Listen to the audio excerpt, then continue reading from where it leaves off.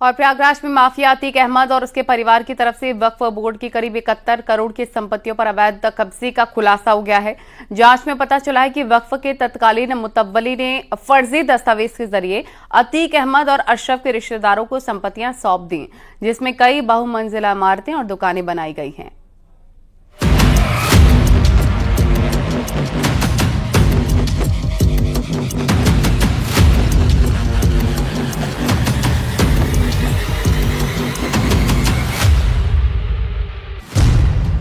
वक्फ की जमीन पर माफिया का कब्जा।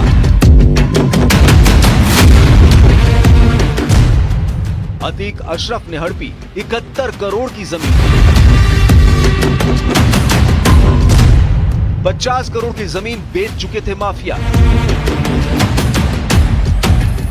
प्रयागराज में माफिया अतीक अहमद और उसके परिवार की तरफ से वक्फ बोर्ड की करीब 71 करोड़ की संपत्तियों पर अवैध कब्जे का खुलासा हुआ है। जांच में पता चला कि वक्फ के तत्कालीन मुतवली ने फर्जी दस्तावेजों के जरिए अतीक अहमद और अशरफ के रिश्तेदारों को संपत्तियां सौंप दी, जिसमें कई बहुमंजिला इमारतें और दुकानें बनाई गई। हैरान करने वाली बात यह है कि माफिया ब्रदर्स ने सुन्नी वक्फ बोर्ड की 71 करोड़ की संपत्ति पर न सिर्फ कब्जा किया हुआ था, बल्कि ये लोग फर्जी कागजातों के जरिए करीब 50 करोड़ की जमीन को भी बेच चुके थे। सिर्फ जमीन ही नहीं, अतीक और अशरफ ने इन जमीनों की मिट्टी को भी बेच डाली थी।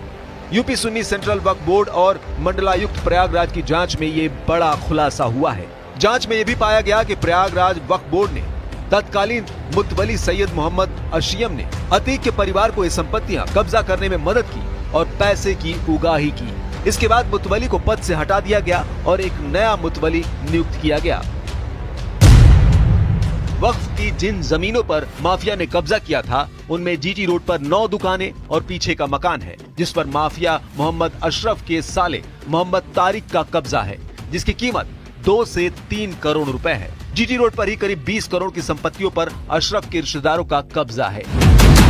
ऐसे ही कुल मिलाकर 71 करोड़ की संपत्तियां अतीक अशरफ के कब्जे में थी, जिस पर प्रयागराज पुलिस ने 18 नवंबर 2023 को अतीक के परिवार के 7 लोगों के खिलाफ केस दर्ज किया था। इनमें से कुछ संपत्तियों पर बुलडोजर चला दिया गया है, जबकि बाकी संपत्तियों को लेकर कार्रवाई जारी है।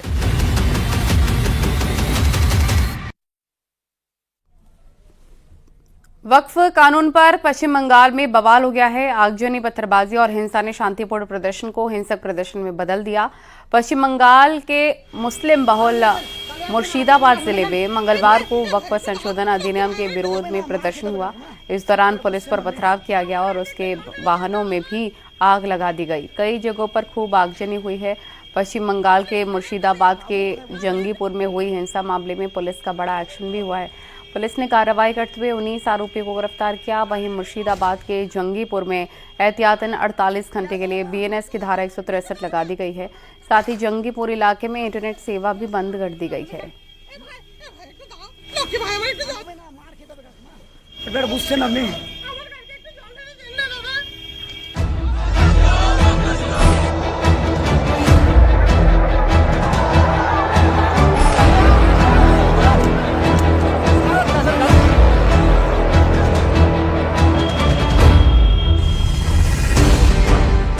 मुर्शिदाबाद में वक्फ पर बवाल के बाद प्रशासनिक सख्ती।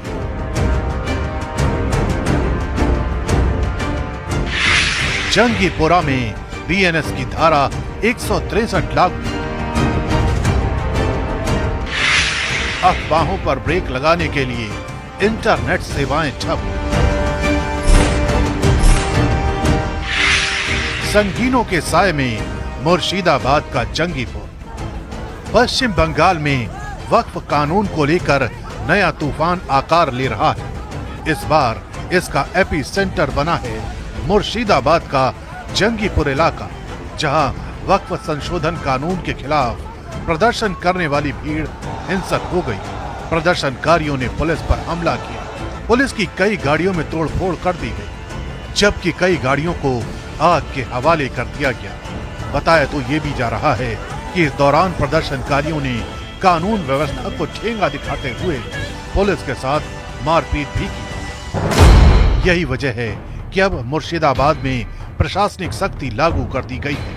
48 घंटों के लिए भारतीय न्याय संहिता यानी बीएनएस की धारा 163 लगा दी गई है और सावधानी बरतते हुए पूरे इलाके में इंटरनेट सेवा को बंद कर दिया गया है। उधर पश्चिम बंगाल के राज्यपाल ने मुर्शिदाबाद में हुई हिंसा की कड़ी आलोचना की है। राज्यपाल सीवी आनंद बोस ने कहा है, भारत की संसद ने यानी देश की जनता ने इस विधेयक को पारित किया। अगर कोई निहित स्वार्थी समूह जानबूझकर अशांति फैलाता है तो उसे बर्दाश्त नहीं किया जाएगा। ऐसे प्रयासों को सख्ती से दबाया जाना चाहिए। मुर्शिदाबाद में वक्त पर हुए बवाल के बीच न्यूज 18 के राइजिंग भारत समिट में पीएम मोदी ने वक्फ कानून की तारीफ की और विरोधियों पर जोरदार तंज कसा। ये जो वक्फ से जुड़ी डिबेट है, इसके मूल में तुष्टीकरण की राजनीति है, पॉलिटिक्स ऑफ अपीजमेंट है। ये तुष्टीकरण की राजनीति कोई नई नहीं है। इसका बीज हमारे स्वतंत्रता संग्राम के समय ही बो दिया गया था। वक्फ संशोधन कानून को लेकर दावा यही किया जा रहा है कि ये गरीब मुसलमानों के जीवन स्तर को सुधारने वाला है। बावजूद इसके विरोध का नैरेटिव सेट करके इसे न सिर्फ देश की सर्वोच्च अदालत में चुनौती दी जा रही है, बल्कि अफवाहें फैलाकर भीड़ को उकसाने की भी कोशिश की जा रही है। यही वजह है कि पश्चिम बंगाल इस वक्त सुरक्षा एजेंसियों के लगातार निशाने पर है। और वाराणसी में काशी विश्वनाथ मंदिर तक जाने वाली सड़क का चौड़ीकरण होगा। दाल मंडी की अवैध मुस्लिम मार्केट को हटाया जाएगा। सड़क चौड़ीकरण का जिम्मा पीडब्ल्यूडी को मिला है। देखिए,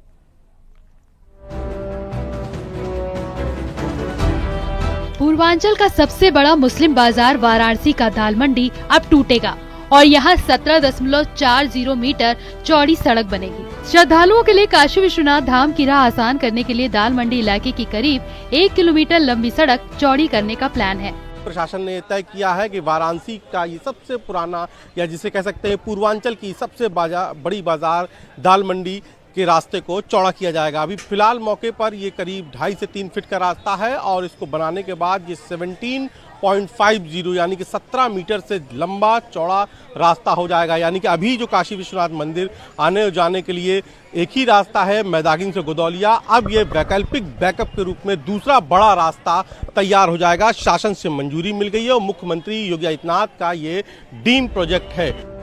अभी फिलहाल अतिक्रमण से घिरी इस सड़क की चौड़ाई 3 से 4 मीटर ही है, लेकिन चौड़ी होने के बाद इसकी चौड़ाई 17.40 मीटर होगी। नापजोख शुरू हो गई है। लोहरावीर नई सड़क पर स्थित जो लवकुश होटल है, वहाँ से प्रारंभ होकर और ये मैदागिन गदौलिया मार्ग जो चौक थाना है वहाँ पर समाप्त होगी। इसकी वर्तमान में चौड़ाई 3 से 4.5 मीटर है और इस पर इसको चौड़ा करके 10 मीटर डामर रोड के साथ में इसको 17.4 मीटर चौड़ा किया जाना है। पूरी सड़क पर अतिक्रमण कर दुकानें बनी हुई हैं, लेकिन अब अतिक्रमण पूरी तरह से हटाया जाएगा। इसके निर्माण की जिम्मेदारी पीडब्ल्यूडी को मिली है। शासन से स्वीकृति मिल गई है, बजट जारी हो गया है। साल के अंत तक काशी आने वाले श्रद्धालुओं को एक बड़ी नई सड़क विश्वनाथ धाम जाने के लिए मिल जाएगी। कैमरा पंकज सिन्हा के साथ उपेंद्र द्विवेदी, न्यूज़ 18 वाराणसी। चारधाम यात्रा में केदारनाथ हेली सेवा के लिए काफी मारामारी भी है। 31 मई तक के लिए हेली बुकिंग फुल हो चुकी है पूरी तरह। कल ही हेली बुकिंग शुरू हुई थी और बुकिंग के पहले दिन 7,650 टिकटों की बुकिंग हुई। इसमें यात्रियों की संख्या 23,150 है। इस बार टिकट बुकिंग स्लॉट 1 महीने के लिए खोला गया था।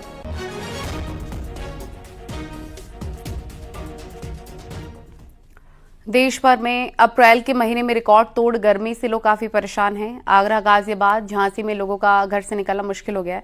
कई राज्यों में हीट वेव का अलर्ट भी जारी हो गया है।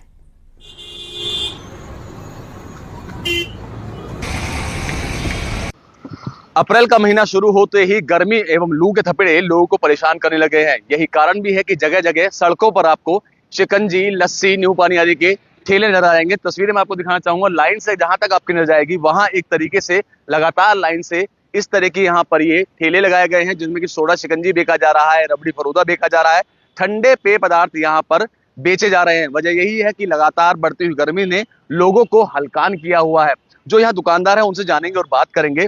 सबसे पहले आपका नाम जानना चाहूंगा बेटा।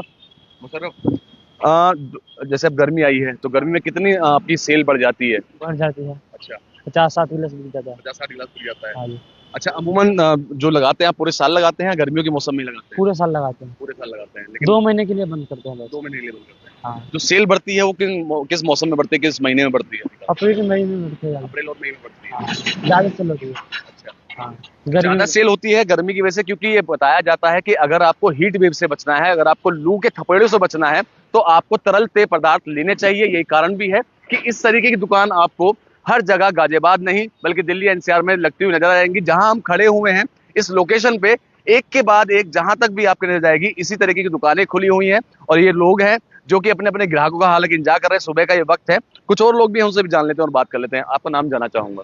मोहम्मद इरफान। इरफान, कब से आप यहाँ ये काम कर रहे हैं? मैं पहले मेरे फादर लगाते थे, अब मैं 5 साल से मैं हूँ। फादर को कम से कम 25 साल हो गए। 25 साल हो गए हैं।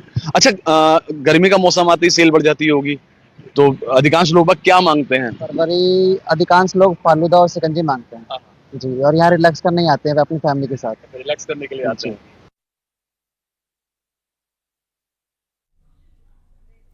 खबरें जारी हैं, रुकेंगे छोटे से ब्रेक के लिए।